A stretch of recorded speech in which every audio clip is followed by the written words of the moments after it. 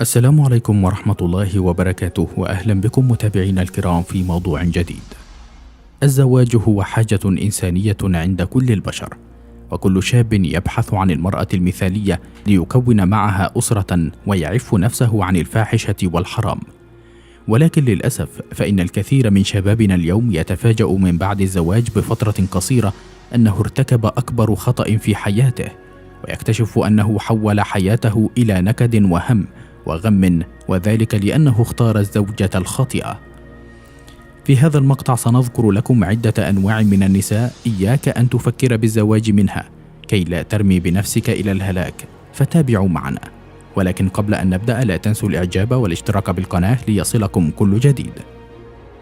كان العرب قبل الإسلام وبعده يحذرون أبناءهم من الاقتراب من عدة أنواع من النساء، وقد جمعهم لنا عمر بن الخطاب رضي الله عنه في حديث واحد فقال: هي الحنانة والأنانة والمنانة والحضاقة والبراقة والشضاقة. ولكن ما معنى كل واحدة من هذه الصفات التي ذكرناها؟ ولما علينا أن نحذر منها؟ سنبين لكم معنى كل واحدة منهم على حدة. أولا، المرأة الحنانة هي من الحنين، وهي المرأة شديدة الحنين إلى بيت أهلها، وهي امرأة مملة ومعكرة للصفو وتفسد على الرجل كل متعته، فهي التي تتمنى رجلا آخرا غير زوجها ولا ترضى بوضعها مع زوجها، وتقارن دائما بينه وبين الرجال. ثانيا، المرأة الأنانة هي التي تقضي كل وقتها بالأنين والشكوى كلما رأت زوجها، وتبدأ بالشكوى فوق رأسه فور عودته إلى المنزل، وتشعر أنها مظلومة وضحية طوال الوقت، والجميع متآمرون ضدها. هذا النوع من النساء يسبب للرجل المرض والأرق الدائم، فهي تريد من زوجها أن يدللها طوال الوقت ولا تراعي مشاعر الزوج ومشاغله، فبدلا من أن تقوم بالاعتناء بزوجها تقوم بتحميله هما فوق همه.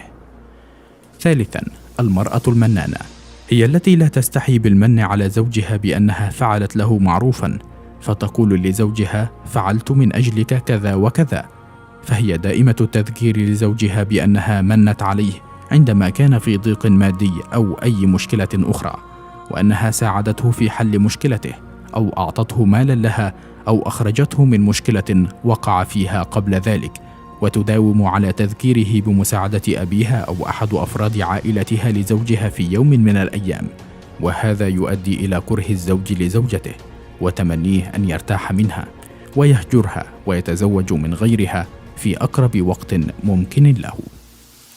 رابعا، المرأة الحضاقة.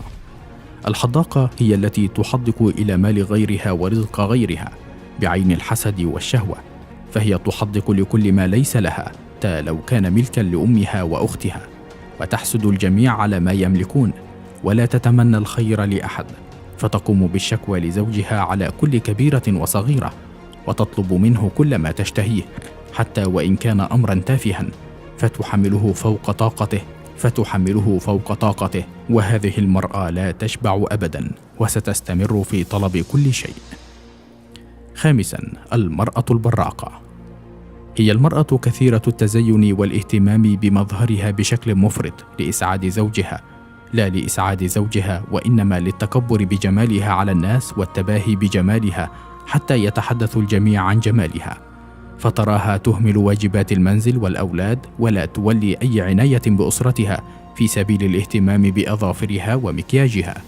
والجمال شيء أساسي ولا غنى عنه للرجل، ولكن بحدود معقولة بدون أن يؤثر على الأولاد والمنزل.